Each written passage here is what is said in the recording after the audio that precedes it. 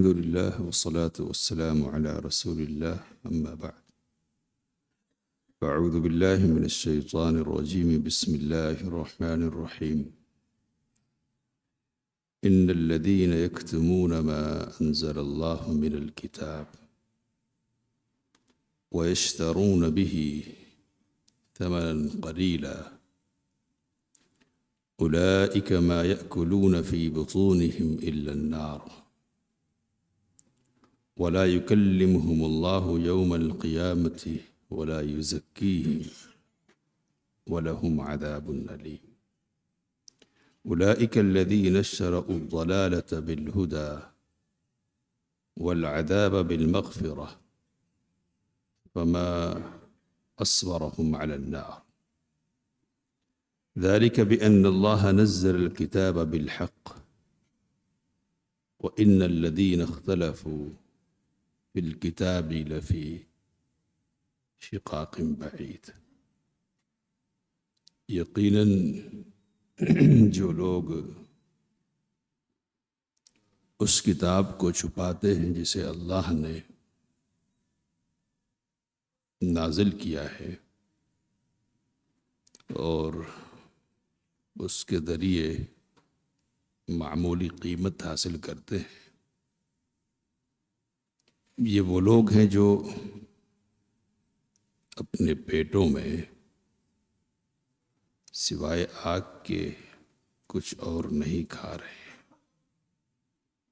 اللہ تعالیٰ قیامت کے دن نہ ان سے گفتگو فرمائے گا اور نہ ہی ان کا تزکیہ کرے گا، اور ان کے لیے دردناک عذاب ہے۔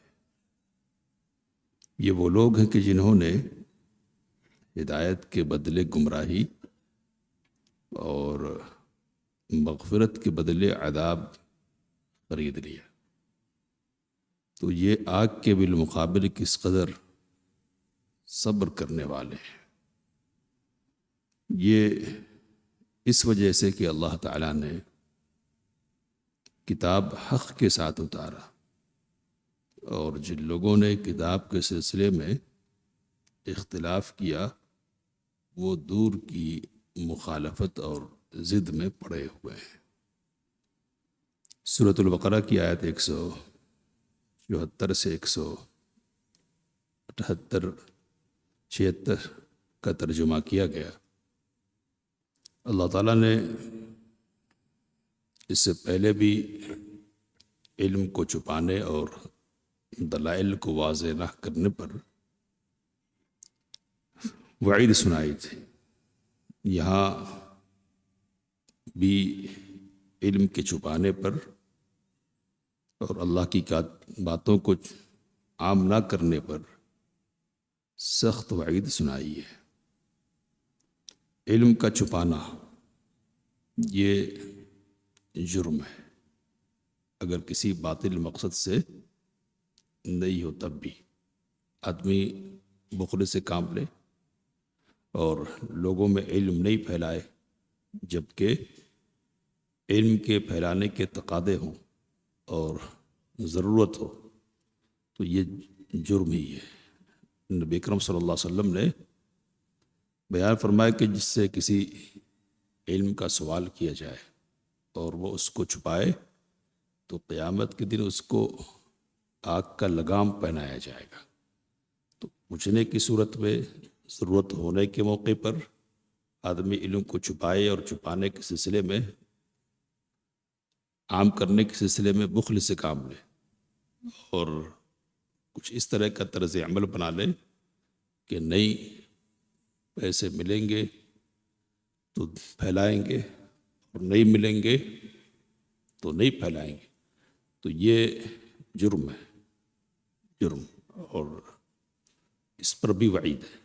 لیکن اگر علم کا چھپانا باطل مقصد کے لیے ہو، یعنی اس لیے تاکہ لوگوں کو گمراہ کیا جائے، اس لیے تاکہ چھپا کر دنیا بٹورا جائے اور لوگوں کو حقیقت کے سلسلے میں اندھیرے میں رکھا جائے، تو یہ بہت بڑا جرم ہے۔ اور اس لیے بڑا جرم ہے کہ علم کے حصول کا آخر مقصد کیا ہے؟ اور دوسرے لفظوں میں کہیں گے تو یہ کہ علم کے نزول کا مقصد کیا ہے؟ علم کے نزول کا مقصد یہ ہے کہ لوگ اس سے فائدہ اٹھائے۔ انبیاء کرام علیہم الصلوۃ والتسلیم علم لے کر آتے ہیں اور اس کو عام کرتے، اور اس کے ذریعے سے اندھیرا اور تاریکی دور ہوتی ہے۔ جو انبیاء کے وارث ہیں علم کے سلسلے میں، تو ان کا بھی کام یہی ہونا چاہیے، لیکن مختلف اہداف مقاصد کی وجہ سے، اور بات تو موٹی یہی ہے کہ دنیاوی اغراض اور فوائد کی وجہ سے آدمی اپنے منصب کو بھول جاتا ہے، اور جو تقاضا ہے منصب کا اس کو فراموش کرتا ہے، اور الٹی چال چلتا ہے کہ جس کو پھیلانا ہے اس کو چھپاتا ہے، اور جس کو چھپانا ہے اس کو پھیلانے کی کوشش کرتا ہے، حق کو چھپاتا ہے اور باطل کو پھیلاتا ہے۔ تو اس جرم کا ارتکاب جو لوگ کریں، اللہ نے ان کو سخت وعید ان آیات میں سنائی، اور یہ بتلائے کہ جو لوگ اس جرم کا ارتکاب کر رہے ہیں نا، وہ تو بڑے ڈیٹ اور بڑے ہمت والے لوگ ہیں۔ اللہ تعالیٰ نے کہا کہ ان الذین یکتمون ما انزل اللہ من الکتاب، بے شک جو لوگ اللہ کی اتاری ہوئی کتاب کو چھپاتے ہیں۔ تو اب یہ جو چھپانا ہے کس لیے؟ تو آگے کا جو ٹکڑا ہے نا، واضح کر رکھ وَيَشْتَرُونَ بِهِ ثَمَنًا قَلِيلًا، اور اس کے ذریعے سے تھوڑی قیمت حاصل کرتے ہیں۔ تھوڑی قیمت کا مطلب کیا ہے؟ تو تھوڑی کا مطلب تھوڑی نہیں، یعنی معروف معنی میں کہ زیادہ حاصل کرے تو پرواہ کی کوئی بات نہیں ہے، بلکہ تھوڑی سے مراد کیا ہے؟ دنیا، اور دنیا اپنے پورے ساز و سامان کے ساتھ آخرت کے بالمقابل میں کیا ہے؟ تھوڑی ہے۔ نبی اکرم صلی اللہ علیہ وسلم نے کہا کہ دنیا کی مثال ایسے ہی ہے جیسے تم میں سے کوئی سمندر میں سوئی ڈالے، تو اس کو دیکھنا چاہیے کہ سمندر سے سوئی کے ساتھ کتنا پانی آیا، تو جو پانی آیا نا وہ دنیا ہے، اور پورا کا پورا سمندر آخرت ہے۔ تو آخرت کے بالمقابل دنیا کی حیثیت تو اتنی ہے، وہ تھوڑی ہے، بہت تھوڑی ہے، بہت تھوڑی ہے۔ تو دنیا کی خاطر کیا کرے آدمی؟ حق کو چھپائے۔ تو یہ کر رہے تھے، کون کر رہے تھے؟ تو اولین جو مخاطب ہیں وہ کون ہیں؟ تو علماء یہود، کہ جن کو علم تھا اس بات کا کہ آخری رسول آئیں گے، آخری رسول امیوں میں سے ہوں گے، آخری رسول کے فلاں اور فلاں اوصاف ہوں گے وغیرہ۔ تو ساری باتیں جانتے تھے لیکن بتاتے نہیں تھے لوگوں کو، چھپاتے تھے، اور چھپانے کے ساتھ ساتھ الٹی بات بتاتے تھے کہ نہیں ایسا نہیں ہے، ایسا ہے۔ تو تحریف کا بھی کام ان کی طرف سے ہوتا تھا، اور ان سارے کاموں کے پیچھے کیا ہے؟ تو حسد وغیرہ کی کارفرمائی تو ہے ہی اپنی جگہ پر، ساتھ میں اس بات کا ڈر اور خدشہ کہ اگر یہ بتا دیا نا تو اپنی جو بنی بنائی دنیا ہے وہ چلی جائے گی۔ یہ نذرانے، یہ سرداری، یہ منصب، یہ عزت، یہ احترام وغیرہ، یہ ساری چیزیں کیا ہے؟ چلی جائیں گی۔ تو اس مقصد کی خاطر حق کو بیان نہیں کرتے تھے اور لوگوں سے حق کو چھپاتے تھے۔ اللہ تعالیٰ نے کہا کہ یہ جو لے رہے ہیں نا لوگوں سے حق چھپا کر، تو یہ کیا لے رہے ہیں؟ اولئک ما یأکلون فی بطونہم الا النار، یہ اپنے پیٹوں میں آگ کے سوا کچھ اور نہیں بھر رہے ہیں۔ جو بھی کھا رہے ہیں اور پیٹ کے اندر جو بھی جا رہا ہے نا، وہ آگ کی شکل میں نمودار ہونے والا ہے قیامت کے دن، اور اللہ تعالیٰ سخت ناراض ہوگا ان سے قیامت کے دن، اور اپنی ناراضگی کا اظہار فرمائے گا۔ اس طرح کہا کہ وَلَا يُكَلِّمُهُمُ اللَّهُ يَوْمَ الْقِيَامَةِ، اللہ قیامت کے دن ان سے کلام نہیں کرے گا۔ کلام تو اللہ تعالیٰ قیامت کے دن کرے گا، سب سے کرے گا، مومن سے بھی کرے گا اور کافر سے بھی کرے گا، صالح سے بھی کرے گا اور فاسق سے بھی کرے گا، سب سے کرے گا۔ لیکن وہ جو کلام ہوگا نا، ڈانٹ اور ڈپٹ والا، ناراضگی اور غضبناکی والا کلام ہوگا عمومی انداز کا۔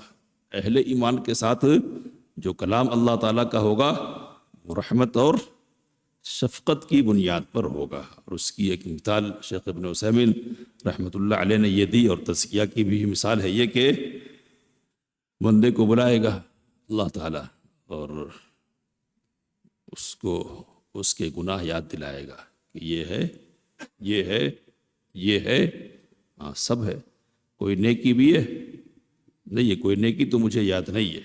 تو اللہ تعالیٰ کہے گا کہ دنیا میں نے تیرے ان گناہوں پر پردہ ڈالے رکھا، آج بھی پردہ ڈال رہا ہوں میں نے تم کو کیا کر دیا؟ بخش دیا، معاف کر دیا۔ تو یہ تزکیہ بھی ہے اللہ تعالیٰ کی طرف سے، اور اللہ تعالیٰ کی طرف سے کلام بھی ہے۔ اور کلام کون سا ہے؟ تو شفقت اور رحمت پر مبنی کلام ہے۔ یہ کلام ان کو حاصل ہونے والا نہیں، ان کو پھٹکار لگے گی، ان کو ڈانٹ لگائی جائے گی۔ اللہ تعالیٰ ان سے کلام کرے گا تو غصے کی حالت میں کلام کرے گا، محاسبے کی بنیاد پر۔ کہا کہ ولا یزکی، اور ان کا تزکیہ بھی نہیں ہوگا۔ تو ایسی تزکیہ قولی طور پر بھی اور تزکیہ عملی اعتبار سے بھی کسی طور پر بھی ان کو صاف اور پاک نہیں کیا جائے گا۔ جس نجاست کے ساتھ آئے تھے نا، اسی نجاست کے ساتھ ہوں گے، اور نجاست کے ساتھ جہنم میں ڈال دی جائیں گے۔ کہ وَلَهُمْ عَذَابٌ أَلِيمٌ، اور ان کے لیے دردناک عذاب ہے۔ اس کے بعد اللہ تعالیٰ نے کہا کہ أُولَٰئِكَ الَّذِينَ اشْتَرَوُا الضَّلَالَةَ بِالْهُدَىٰ وَالْعَذَابَ بِالْمَغْفِرَةِ، یہ وہ لوگ ہیں کہ جنہوں نے ہدایت کے بدلے گمراہی خریدی، اور مغفرت کے بدلے انہوں نے عذاب کا سودا کیا۔ یہ بالکل کھلی ہوئی بات ہے کہ کون سا سودا ہے۔ یہ تو ایسے ہی ہے جیسا کہ قرآن مجید کہہ رہا ہے۔ اب یہ سودا کیسے منظور کیا جا رہا ہے؟ یہ تو بڑی حیرانی کی اور پریشانی کی بات ہے نا، کہ آدمی حق کو جانے اور حق کے جاننے کے باوجود اس راستے پر نہیں چلے کہ جو راستہ اس کو منزل تک پہنچانے والا ہے اور صحیح انجام تک پہنچانے والا ہے، الٹی چال چلنے لگ جائے۔ الٹی چال چلنے کا نتیجہ کیا ہے؟ تو اس قدر سخت مراحل سے گزرنا ہے اور سختیوں میں رہنا ہے۔ اللہ تعالیٰ نے کہا کہ فما اصبرهم علی النار، تو ذرا سوچو کہ یہ آگ کے مقابلے میں کس قدر ڈھیٹ اور ضدی ہے۔ ان کو پتا ہے کہ ان کا جو معاملہ ہے نا، ان کی جو بدماشی ہے، اس کا انجام اس قدر سخت صورت میں سامنے آنے والا ہے، اس کے باوجود یہ ڈھٹائی کر رہے ہیں۔ تو یہ کس قدر ڈھیٹ لوگ ہیں یہ، کہ آگ کے مقابلے میں ان کی جرأت ہے۔ آگ کے مقابلے میں کہا کہ یہ جرأت کس لیے ہے؟ جرأت تو ایسا اس لیے نہیں کہ یہ اندھیرا ہے، کچھ پوشیدگی ہے، بات نہیں سمجھنے کی کوئی بات ہے، حق واضح نہیں ہو پا رہا ہے، اور اللہ نے جو کتاب اتاری ہے نا، اس کے سمجھنے کے سلسلے میں دشواری کا سامنا ہے، اس میں وضاحت وغیرہ نہیں ہے تھوڑی سی، اس لیے کچھ لوگوں کو شبہ پڑ جاتا ہے۔ كَذَلِكَ بِأَنَّ اللَّهَ نَزَّلَ الْكِتَابَ بِالْحَقِّ، بات یہ ہے کہ اللہ نے کتاب جو اتاری ہے نا، وہ حق کے ساتھ اتاری ہے، اور اس میں کسی قسم کا کوئی شبہ نہیں ہے، اور کسی قسم کی کوئی پوشیدگی نہیں ہے، بالکل واضح اور کلیئر ہے، اور دو ٹوک ہے اللہ کی کتاب، حق اور باطل کے درمیان فرق کرنے والی، حق کو واضح کرنے والی اور باطل کو بھی واشگاف کر دینے والی۔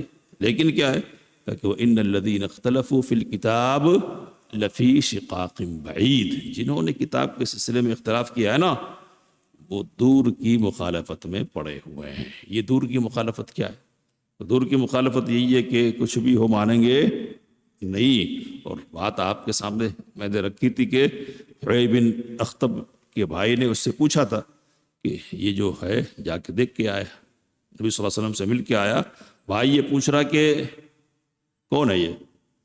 تو کیا کہہ رہا ہے؟ وہ تو وہی ہے، یعنی وہی نبی موعود کہ جس کا ذکر ہماری کتابوں میں موجود ہے۔ کہا کہ پھر کیا ارادہ ہے؟ تو کہا کہ مخالفت ہی کریں گے، مخالفت ہی کریں گے جب تک جان میں جان ہے۔ تو مخالفت ہی کریں گے، یہ مزاج جب بنا لیا جائے نا، تو پھر آپ سورج نکال دے، سورج، تب بھی آدمی کیا کہے گا؟ نہیں، رات ہی ہے، رات ہی ہے، وہ تو کوئی روشنی دکھائی نہیں دے رہی ہے۔ تو ان علماء یہود کا اور ان کے پیچھے چلنے والے لوگوں کا حال یہی تھا کہ معلوم رہتے ہوئے بھی سب کچھ معلوم نہیں تھا، اس طرح کی بات کرتے تھے، ضد اور ہردرمی میں اس قدر آگے بڑھ گئے تھے کہ سب کچھ واضح ہونے کے باوجود بھی ماننے کے لیے تیار نہیں تھے۔ تو جو نہیں مانیں گے ان کے لیے اللہ نے وعید سنا دی ہے۔ خلاصہ گفتگو کیا ہے؟ تو گفتگو کا خلاصہ یہ ہے کہ ایک بات یہ بیان کی ہے، حالانکہ جو مضمون ہے نا اس سے مطابقت تو نہیں ہے یہاں، برحال کہ علم آدمی چھپائے، اور علم چھپانے کی صورتیں ہیں کہ علم چھپائے بس وکیلی کے طور پر. دوسری صورت یہ ہے کہ چھپائے نہیں پھیلائے لیکن پیسے لے. اور تیسری صورت یہ ہے کہ چھپائے بھی اور پیسے بھی لے. تینوں صورتیں. تو یہ دنیا حاصل کرنے کے لیے اور دنیا کی بنیاد پر علم کے پھیلانے اور عام کرنے کی بات ہے. تو یہ بھی غلطی ہے. یہ تمام صورتیں بری ہیں. صحیح صورت کیا ہے کہ آدمی علم پھیلائے, اس کے تقاضوں کو پورا کرے. دنیا پیچھے ہے, مل جائے تو ٹھیک ہے, نہیں ملے تو کوئی بات نہیں ہے. یہاں یہ جو تین صورتیں ہیں نا, یہ نہیں ہے. یہاں جو صورت ہے وہ کیا ہے کہ آدمی باطل مقاصد کے لیے, غلط مقاصد کے لیے حق کو اور قرآن کی اور حدیث کی باتوں کو چھپائے. بات ختم کرتے ہوئے کہ اولین مخاطب تو علماء یہود ہیں کہ جن کی طرف سے یہ حرکتیں ہوئی ہے. لیکن اس سے پہلے بھی آپ کے سامنے بات آئی کہ العبرۃ بعموم اللفظ, لفظ کے عموم کا اعتبار کیا جاتا ہے, مخصوص مخاطب اور مخصوص سبب کا اعتبار نہیں کیا جاتا. تو جو لوگ بھی مصداق بنیں گے نا اس حرکت کے مصداق, اس آیت کے مصداق, وہ عذاب کے بھی مستحق اسی ٹھہریں گے جس طرح اس کے مخاطب حقیقی جو مخاطب تھے نا سامنے والے وہ تھے. تو جو لوگ بھی اس طرح چھپائیں, حق کو جانتے ہوئے بتائے نہیں, اور نمونے بہت ہیں نمونے کہ لوگ جانتے ہیں لیکن مانتے نہیں ہے, لوگ جانتے ہیں لیکن بتاتے نہیں ہے اور چھپانے کا کام کرتے ہیں. اور کس لیے چھپانا ہے؟ تو چھپانا تو یہی ہے, اس لیے ہے کہ بتا دیں گے تو پھر تو وہ ساری دنیا ساری بساط الٹ جائے گی. اب ایک بڑی دنیا سجائی ہوئی, وہ دنیا ساری کی ساری تاراج ہو کر رہ جائے گی, ختم ہو کر رہ جائے گی.